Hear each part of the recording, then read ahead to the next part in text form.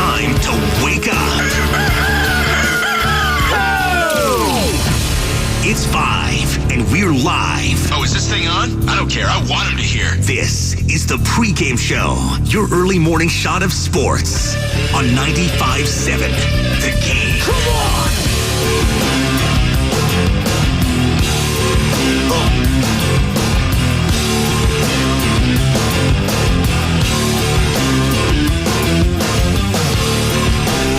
God, football's the best. This is nothing like it.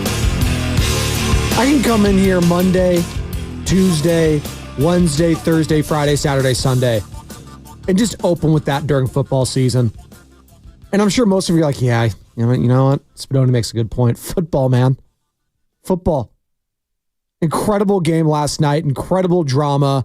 Atlanta Falcons just, I don't know how they won that game. Oh, wait, I do know how. The Philadelphia Eagles had an all-time gag job. I mean, there's Brock Purdy laughing at him. Misery loves company. For the life of me, that final drive for the Philadelphia Eagles offense, I don't know what they were doing. You got 1:40 left. You got 3rd down and 3.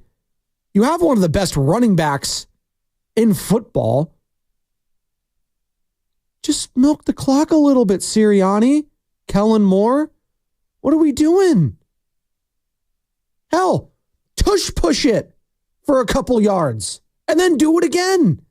That succeeded already. That was And listen, I understand he dropped the ball. He should have caught it. Probably was the game right there. But just go for it again if it's 4th and 3. Like, you're up 3 points anyways. Make them drive the length of the field for Younghoe Koo, the Atlanta Falcons kicker, to go kick that.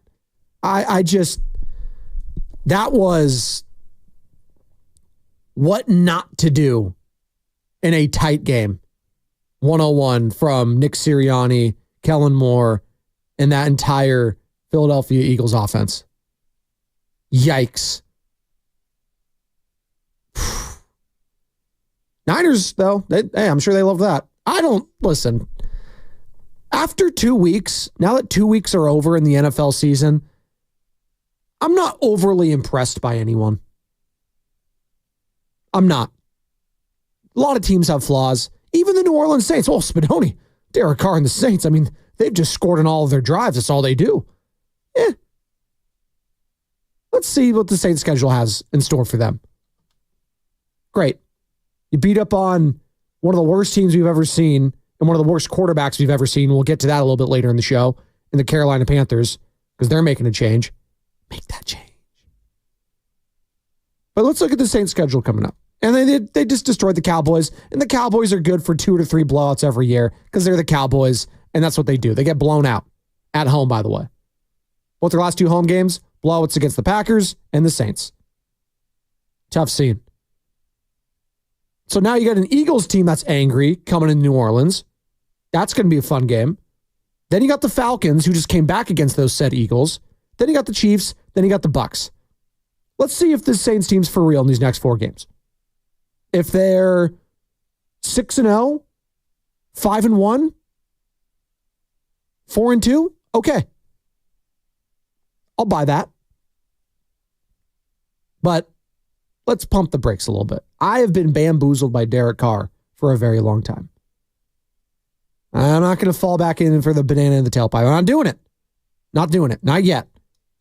But that's my impression after 2 weeks. And another impression in regards to the San Francisco 49ers at 888-957-9570. And good morning to all you lovely people. Just getting off work, getting ready for work, getting ready for school. Hit me up on Twitch, Twitter, or YouTube, all powered by First NorCal Credit Union. Search 95.7 The Game on any of those platforms. Like and subscribe. Give me a follow at Spadoni_Joe on Twitter.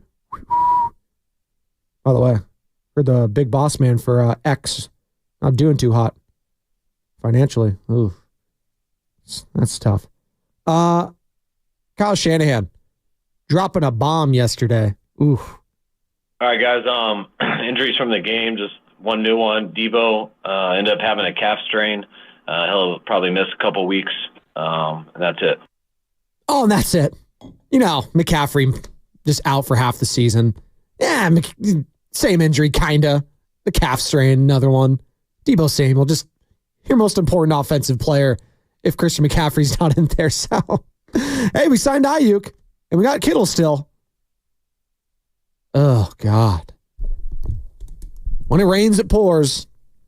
And you were just hoping you didn't come away with an injury in that game. And unfortunately, you did. I even said that yesterday. I was like, well, at least they didn't get hurt. Spoke too soon. Debo Samuel hobbled off at the end of that game. Didn't play the final few plays. And he's going to be out for a few weeks. And that's, again, tricky injury. Those calf strains. You do not want to rush them back. So a couple weeks, hopefully, we'll see the degree of the strain. But listen, you're going up against a Rams team this next week that is way more decimated than you are. They're going to have their backs against the walls. They're going to come out fighting. The 49ers should win that game. But I think all of us are a little interested to see Brock Purdy now without a couple of his all-pro players around him. This is what we talked about in the offseason. 49ers fans, some of you, hey, what would Brock look like if he was on the Carolina Panthers? Well, by the way, everyone would be bad on the Carolina Panthers. I don't even know if Patrick Mahomes can elevate that team to the playoffs. They're just god-awful. And by the way, Andy Dalton, he's going to be starting for them this week as Dave Canales, the head coach of the Carolina Panthers, has made the decision to bench former #1 overall pick Bryce Young, Heisman Trophy winner out of Alabama. So Bryce Young era, may be over already before you knew it. Took 2 games in this season for Dave Canales to go, yeah, my job might be one and done right after Frank Reich too. So let's go to the Red Rifle. Because when your job's on the line, you pivot to Andy Dalton. That's when you know things are bad. By the way, Andy Dalton 4-0 in his career against the Raiders, who they play this week. Raiders opening up their home Allegiant Stadium, their first home game of the year, I should say, this week, as they just came off a huge win over the Baltimore Ravens. But it would be so Raiders for them to upset the Ravens as 9-point underdogs or whatever it was, and then be favored against the Carolina Panthers, who are one of the worst teams we've seen in quite some time, and lose to them. So I'm not holding my breath there, but big change there. And why do I bring that up? Well, Brock Purdy. A lot of 49er fans want to see what Brock Purdy could look like without all the weapons around him, because conventional wisdom would say, hey, you pay the quarterback, now you got to start, picking and choosing weapons around you. To which I don't think is necessarily true, because we just watched a team last night in the Philadelphia Eagles, and Evan Giddings and I have been talking about this behind the scenes too. It's just like this notion that just because you have to sign your quarterback to a huge deal, that you all of a sudden have to just lose all the depth around you. The Eagles signed Jalen Hurts. They signed A.J. Brown. They signed Devontae Smith. They signed Saquon Barkley. They have all those studs on the offensive line still.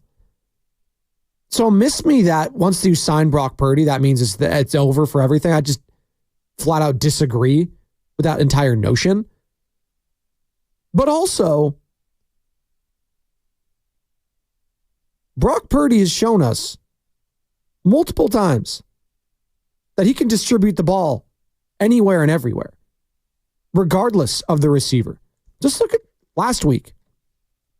I should say a couple days ago, but you know what I mean. Week 2. The distribution.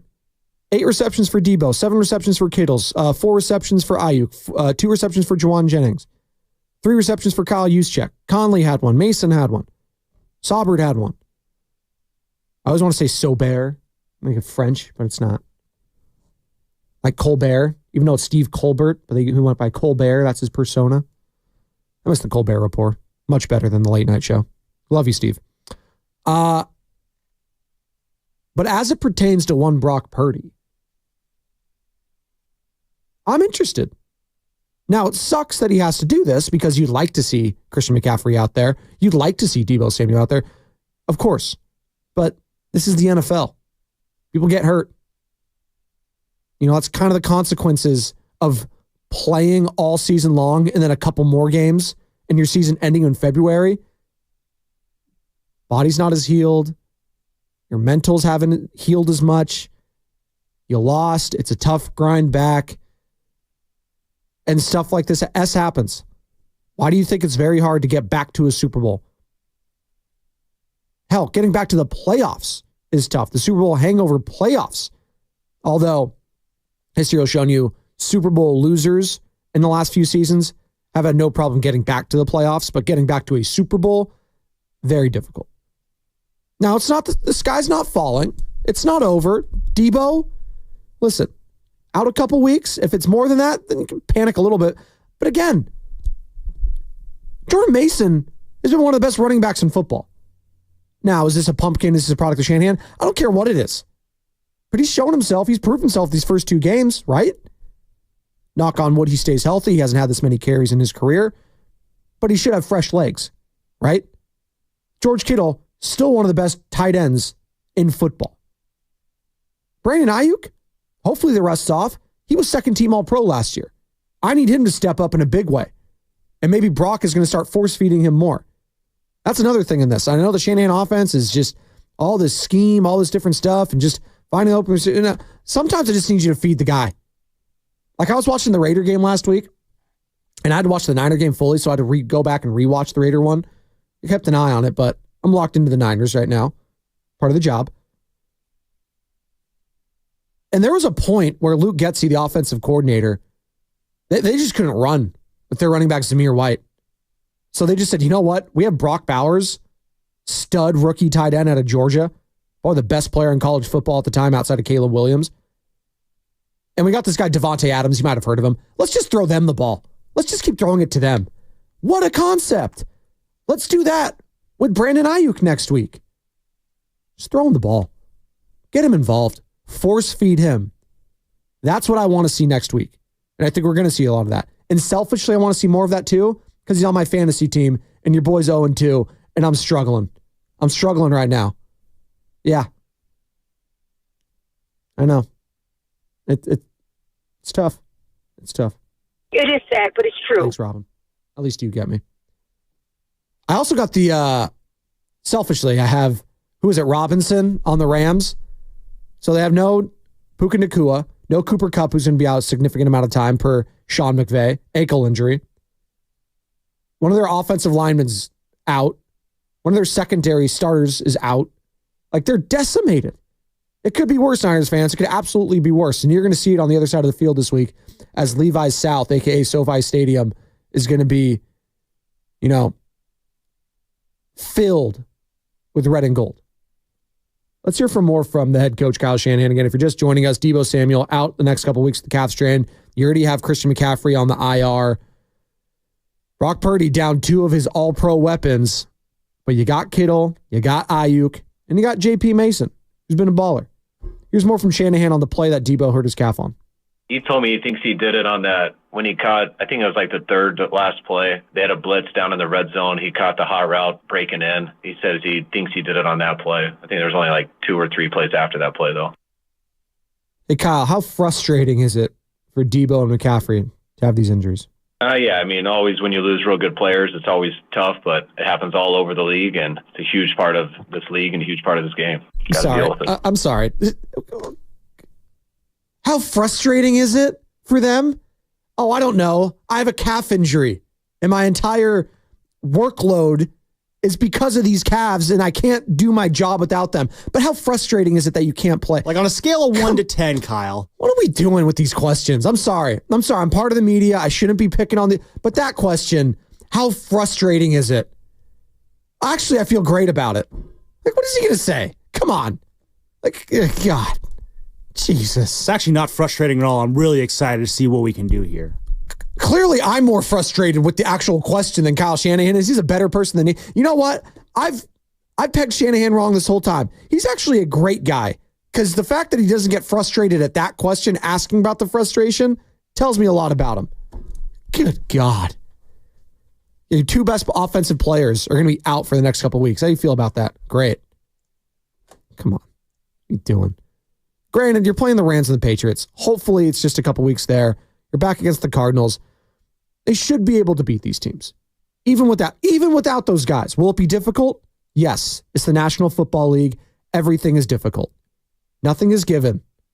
We just saw that last night. How many people were picking the Falcons to win that game? Possibly. How many people were picking the Falcons? They looked awful offensively for all that game. And then what happened? Then they won. I mean, how many people picked the Saints to blow out the Cowboys? No one. How many people picked the Raiders to beat the Ravens? No one. All your survival pools are decimated.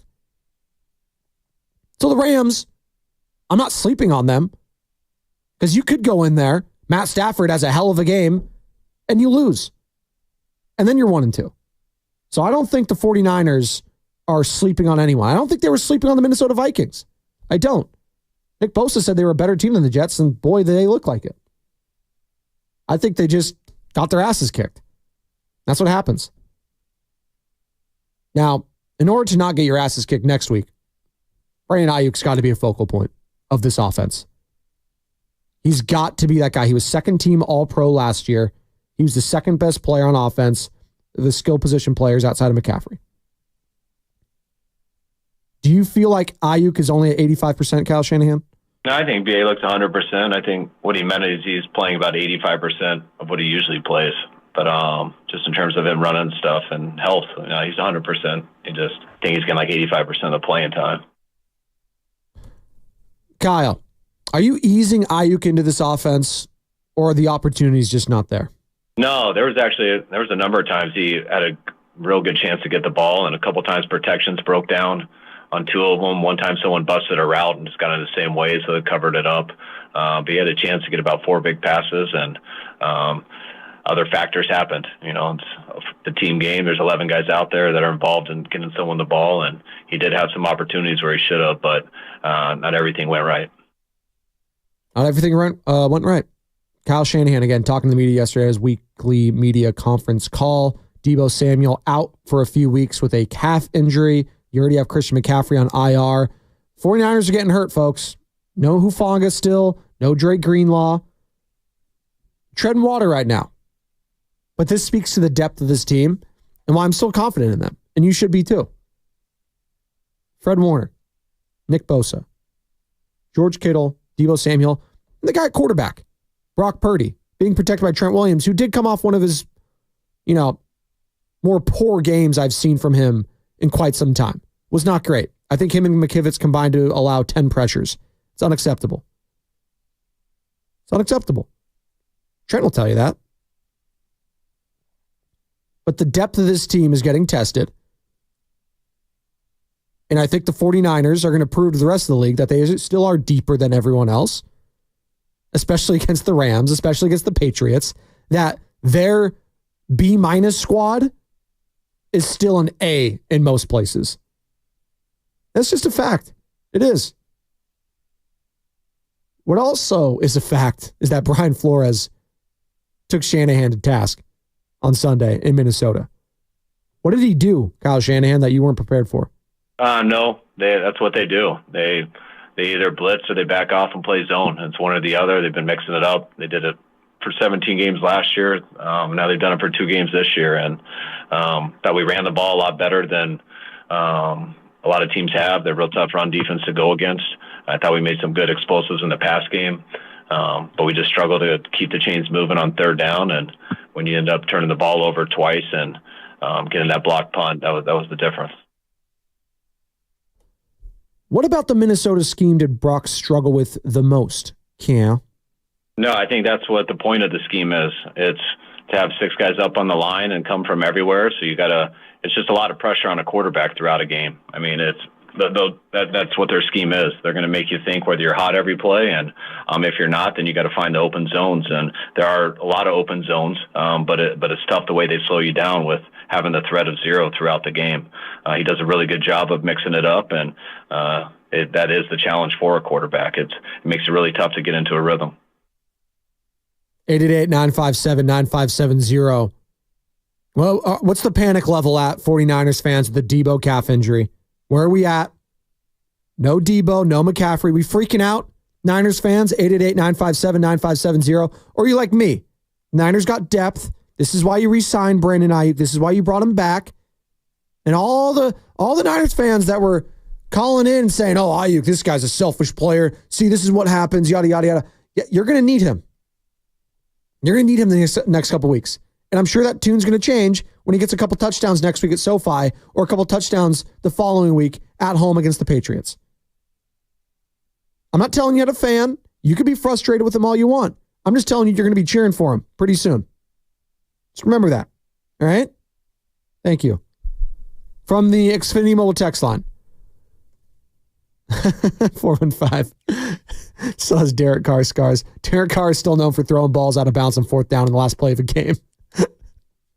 I will never forget that one. That was that was tough. That was tough. Wasn't that against the Jaguars in the last play at the Coliseum, I want to say? They should have won that game, by the way. I think they called him sliding out of bounds, but he actually slid inbounds, and the clock should have kept running. It would have basically iced the game. And then current Raiders quarterback Gardner Minshew ended up leading the team, the Jaguars, that is, on a game-winning drive.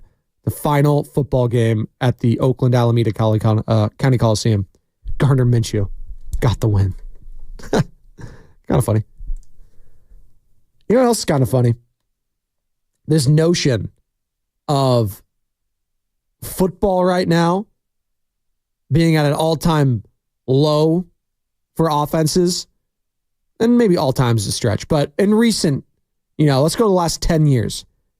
I think the touchdown production, the passing touchdown production has been just putrid these first couple weeks. And I do think it's funny because I've been thinking about this for a while now, these first 2 weeks, because everyone's complaining about the offense. Where's the offense? Why is the quarterback play so poor? It's got to be preseason. They're not playing in the preseason. They're holding out. They're doing this. It's got to be that, right? Maybe some of it. But why can't we just give credit to the defenses? Well, the rules are predicated towards the offense playing well, so means the offense is poor. No. Maybe, just maybe, we're seeing a shift here.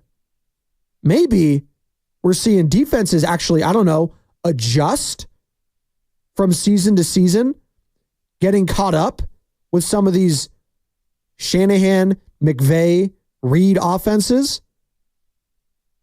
I mean, outside of the Saints and Clint Kubiak, and again, I already told you who they played. They played the nobody Panthers and a team that likes to give up 50 points every year at one point, it feels like, the Dallas Cowboys. And they have good players. Alvin Kamara's a piece. Derek Carr's playing well. Chris Olave is a very good player. But the notion that it's bad for the sport, that the scoring is down, I just disagree with. I feel like we've been in these conversations for a while, whether it's on these airways, whether it's on TV. Where's the defense? We're making it too hard on the defense. We're predicating all these rules on offense and protecting and protecting and protecting. But now that we're actually seeing defenses play well, we're complaining about it? I don't get it. What do we want as football fans? I think we just want a balance, right? And that part of a balance is, you're going to have great quarterback play at times, and then you're not. You're going to have great defensive plays. So it's going to be a give and take, but I, for one, find it refreshing these first 2 weeks of football. That on any given Sunday, unless you're the Panthers or the Giants, you have a chance to win. Now, it's going to change. Offenses will adapt. There's going to be some blowouts coming up. There's going to be, a shift, as there always is. There's going to be some teams separating themselves. Like the Chiefs will probably go on a winning streak, and they'll be 6-0 before you know it, playing the 49ers. And then there are going to be teams that will be on losing streaks that you didn't expect. Either the Ravens or the Cowboys are going to start 0-3. And at that point, it's probably night-night. Probably for one of those teams, you would assume. So 888-957-9570. I'd love to know your thoughts on that, on Debo calf injury. Are we panicking? No McCaffrey, no Debo the next couple weeks. Do you need him? I don't think so. I don't. Now, maybe it's lucky. I don't like saying lucky because, people are hurt, so it's never lucky. But this part of the schedule, if there was any point that you wanted them to be hurt, it's probably against this Rams team, this version of that team, and this New England Patriots team that's just awful offensively. They're probably going to be sticking with Jacoby Brissett the next couple of weeks. I would be shocked if they went to Drake May and making his first start against the 49ers. It'd be brutal. Then you got the Cardinals, then you got the Seahawks, then you got the Chiefs, then you got the Cowboys. So it's not easy after that. But these next two games, you would like to think you could handle this version of said teams. I got to play this sound because I'm just seeing it on my board and it just sounds ridiculous on its face. And I'm just going to go to it. Luke Kuechly. You know Luke Kuechly, former DPOY, elite linebacker, one of the best in the NFL. He's probably going to go to the Hall of Fame. Not probably. He's a lock for the Hall of Fame. It was him and Patrick Willis for me for a long time. They're just the standard for linebacker play. And now you got that with Fred Warner. But Luke Kuechly on with Kay Adams on the Up and Adams podcast. Say that 10 times fast. Luke Kuechly, former teammate of Christian McCaffrey, on why McCaffrey being out can actually be a good thing for the 49ers. I can't wait to hear this one. At some point, Christian's going to be back and he's going to be great. So what I think it does in the short term is it makes him a better offense. It makes him an offense that says, hey, if Christian's not in the game, what are we going to do? And it kind of leans itself forward to other options too. If Debo's not in the game, what are we going to do? And then when Christian does come back, it's like a little bit of juice in their veins. Now we got one of our best players in the NFL back. So I think they're going to be okay. You look at their roster, it's Kittle, it's Ayuk, and Debo Samuel, and they have one of the best coaches in the NFL in Kyle Shanahan. So I think they're going to be fine. I think you're going to get a healthy Christian McCaffrey, and you're going to get a juice of energy when he comes back because I love Christian. I think he's the best running back in the NFL, and the energy and the passion that he plays with when he comes back. Sometimes as the season goes on, it's week 5, it's week 6. And when you're as good of a team as you are as the Niners, I know they lost yesterday, but sometimes the regular season gets boring. Like, man, I'm ready for the playoffs. And when a guy like Christian comes back from being out for a few games, it's just a juice and a burst of energy that gets influxed into your team. And it's just really good. So I think you get Christian the opportunity to get healthy. You get a young guy in there to take some of the snaps from Christian early in the game, early in the season. And then you figure out what's life like without Christian. Let's just get better as a team. And when he does come back, we're going to be that much better. I'm going to react to that on the other side because I vehemently disagree with a guy that knows way more football than I'll ever, know in my life. What's the saying? He forgot more football than I'll ever know. That's what it is, right? Something like that. It's 5:27. Give me a break with some of these analogies or sayings, all right? But yeah, Luke Kuechly's an all-timer. I just disagree with that wholeheartedly. We'll discuss that on the other side. 888-957-9570 is the number. We panicking about the Debo calf strain. He's going to be out a couple weeks, folks. McCaffrey's on IR. We'll discuss it on 95.7 The Game. Did you know when you purchase lumber and building materials from Golden State, it's like picking a top athlete? We have staff just like the Pro Scouts for San Francisco's Orange and Black.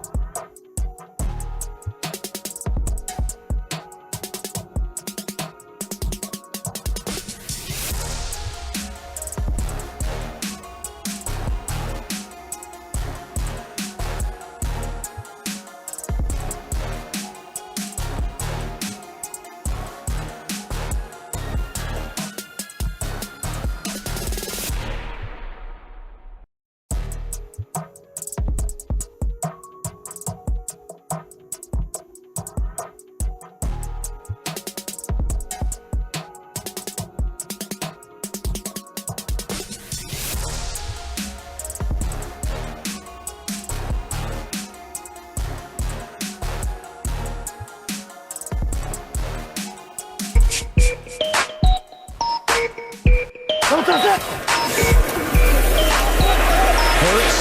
Barkley dropped it. Wow. Cousins looks right. Has a man. Touchdown, Drake London. And we are tied with the extra point to come. Joe Spadoni. You're listening to the pregame show with Joe Spadoni right here on 95.7 The Game. Thank you, Bonte. Bonte and Joe Shasky in about 25 minutes, but they can wait. They're fired up. Joe Buck on the call last night. ESPN. Falcons, come on back. 22-21 the final. And yeah, you heard the drop there. Just, you can say this is the wrong play call. You can say you could have ran it and just milked the clock. The play call was fine. The execution was poor. He just dropped it. I mean, sometimes that bleep happens. Got to make a play. He didn't. It's tough. No one's going to cry about it here in the Bay Area, though, about the Philadelphia Eagles losing. I'll tell you that. Not even close. Oreo cookie. It's my guy. Turned to a regular. I think it's him and Jonathan and Stanley Andro. Those are my two right now. Those are my regulars throughout the week. And I do love an Oreo cookie. I can have one of those every day of the week. Got to go whole milk, though, always. Shout out, Dad. You got to 2% one, please. Almond, oat, no. Whole milk. Straight. You lost me at whole milk. Straight from the udder, baby. That's what I want. Oreo cookie. What's going on, man? Hey, what's up, man? Yeah, I went to Safeway the other day, and it tripped me out how they got different flavored Oreo cookies now. They got Coca-Cola flavor. No, we don't mess with that. We don't acknowledge that. We only acknowledge. Dude, what is going on? If anything, the double stuffed is okay, but that's about it. All right. don't talk about that.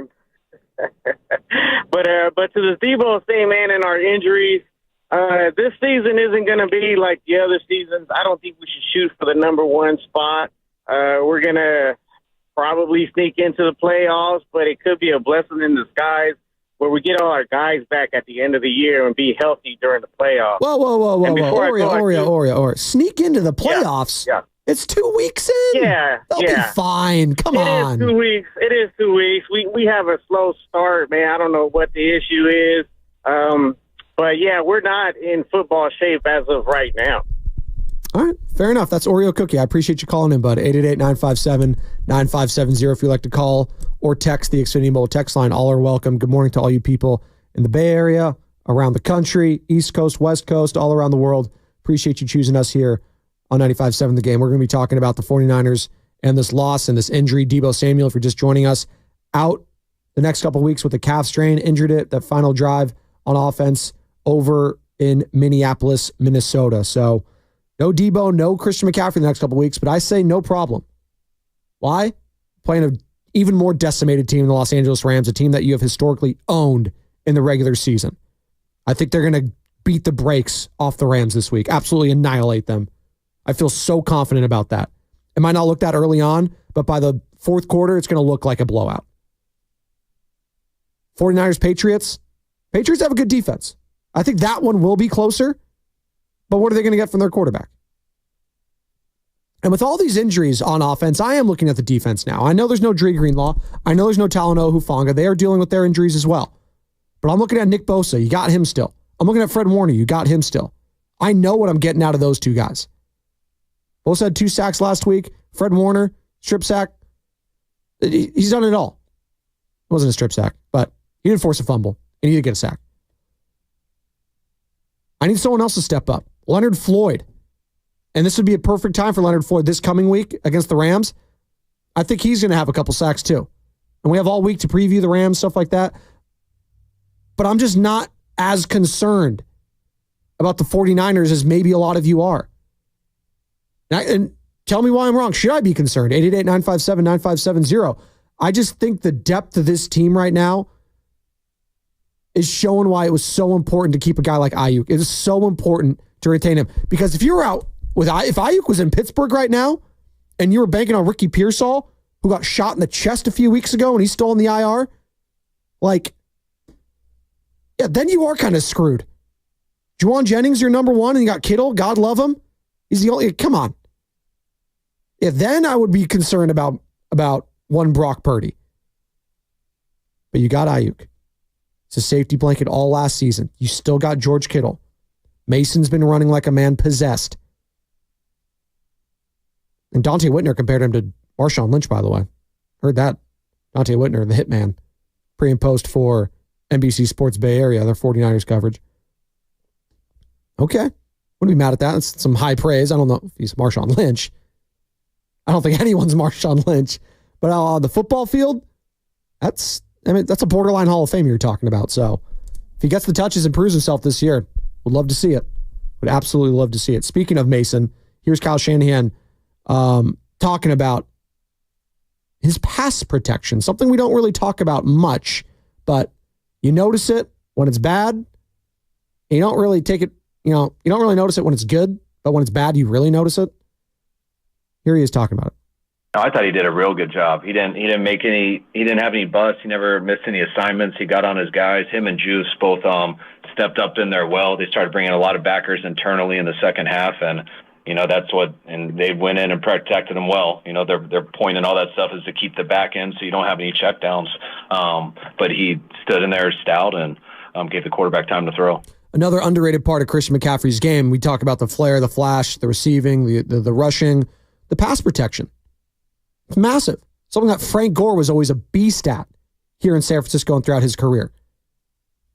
The ability to go toe-to-toe, whether it's a corner, whether it's a linebacker, whoever it is. Stand your ground just to give your quarterback a split second, because that's all Brock needs. He's slippery in that pocket. He's like a snake. Shout out Kenny the Snake Stapler, R.I.P. He's slippery back there. And to get that split second, if you're Mason, if you're CMC, it's the difference between a touchdown and a sack all the time. One more here from Kyle Shanahan before we do our final break. Got one more segment after this, 888-957-9570. Love to hear from you. Did the heat play a role? Now, I wasn't aware that it was hot there in Minneapolis. I know it's hot outside because it's still kind of summertime, although the leaves are starting to change, I'm sure. It's going to start getting a little chilly out in the Twin Cities. But they play in a dome. Was there not air conditioning? This is the first I'm hearing of this. Kyle Shanahan, your thoughts? No, I think we gave up some big plays. I think, when we had a chance to stop them for like a 57-yard field goal and we give up basically a 20-yard scramble at the end to give them an easy field goal. I think when you give up a blocked punt, I think when you give up a 97-yard touchdown and not make them work for the drive, and I think us struggling on third down with our 2 turnovers, I think is more about it. It was hot in there, but, especially for a dome, it's unusual for it to feel muggy and stuff inside a dome, which that was the first time I'd been a part of something like that. But that has nothing to do to me with the outcome of the field, what happened on the field. I did not know that. The first time hearing of this. I've been following people like muggy. Huh. Yeah, that's probably not the best for a dome. Interesting. Now, usually that probably explains the IVs and stuff then, because I was like, why are these guys so winded? Why is George Kittle getting one? I was trying to what's going on? You're in a dome. Shouldn't it be AC? You guys should be chilling? Apparently not. Apparently the heat was, Kyle Shanahan's not saying it's a factor, but I'm kind of saying it was. One more break. On the other side, more reaction here. 888-957-9570 is the number. Are we panicking about Deebo Samuel's calf injury, Christian McCaffrey, and kind of taking an overview of what we have learned these first 2 weeks of the NFL season? What do we like? What do we not like? Who's for real? Who's not? We'll dive into all that right here on the pregame show. Joe Spadoni, 95.7 The Game. At Shane Company, we'll help you design an engagement ring as you...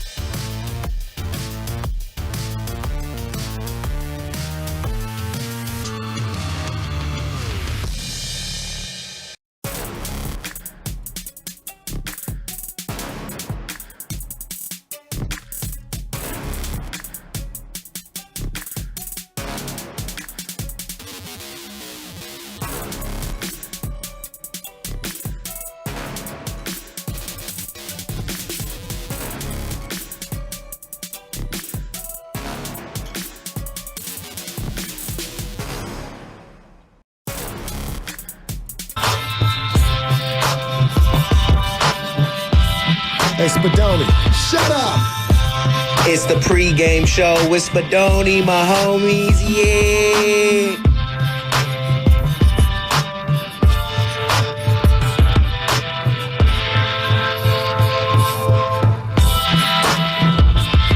We back. Yeah, there's just so much to talk about. Such little time to do it. But don't worry. Bonte Hill, Joe Shasky, they're taking over another 11 minutes, and they got 4 hours to discuss it with you. Yeah, that's why they call it the pregame show. You take a little shot of Spadoni, and then you get some brewskis with Shasky and Bonte, if you will. So there you go.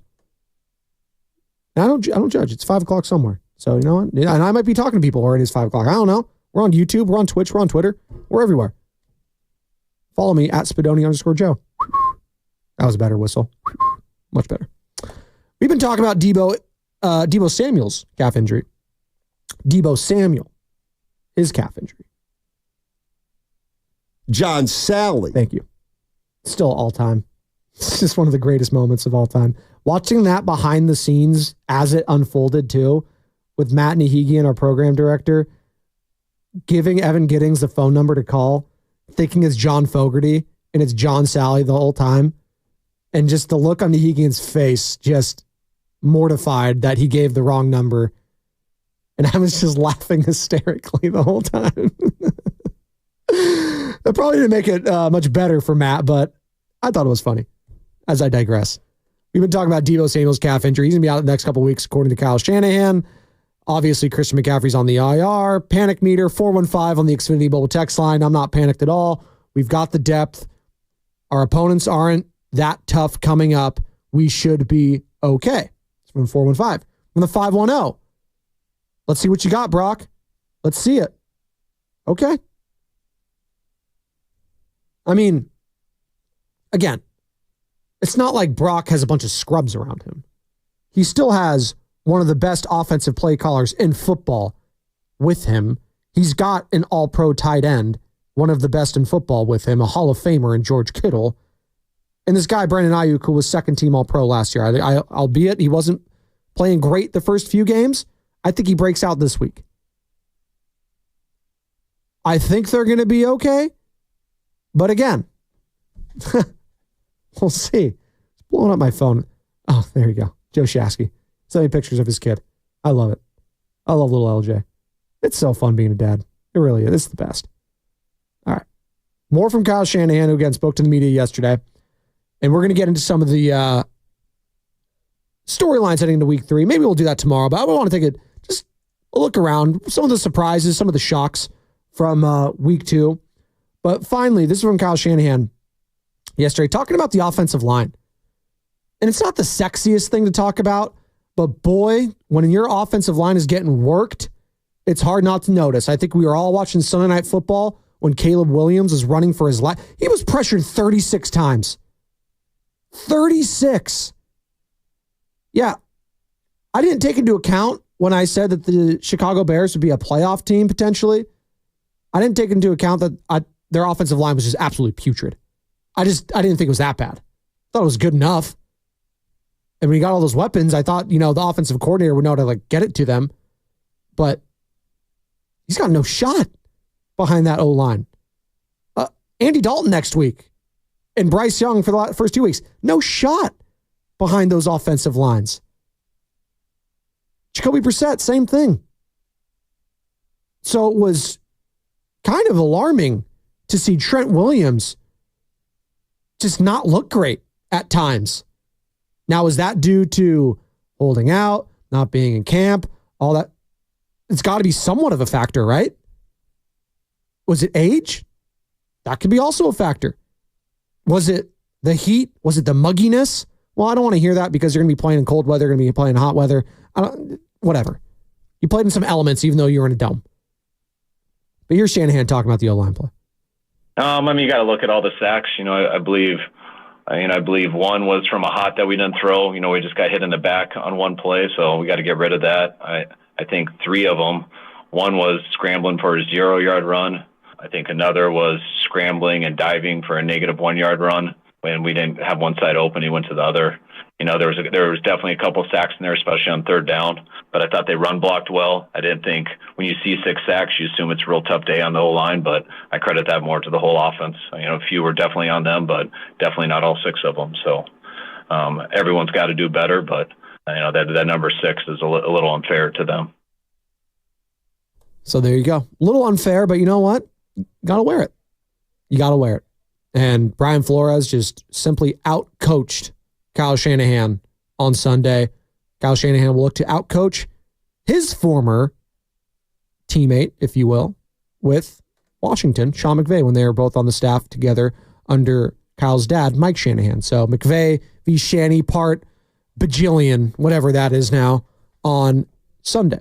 But let's take a step back. Let's just take a look at what happened in week 2. We got about 5 minutes left. What do we know? What do we don't know? I do know this. Tampa Bay's legit. Now, legit to win a Super Bowl? I'm not sure. Legit enough to make an NFC championship? I do think they are. Baker Mayfield is playing the best football of his career. That defense is ferocious. They got weapons. They got Godwin. They got Mike Evans. They got to figure out the running game. That is a problem. But they were able to absorb Aiden Hutchinson going for 5 sacks and win that game in Detroit.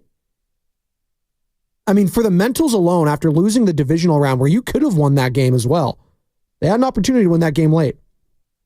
But to come back there in the second week, kind of a revenge game for them, hostile territory, and do what they did, I was tremendously impressed. And you know what? Brian Baldinger was on Tampa Bay before the season started that he thinks they're the team to look out for in the NFC, and Brian Baldinger is going to join Bonta and Chasky in about, shout out math, about an hour and a half. 7:30, Baldy's breakdowns with the roast. Every week he does it.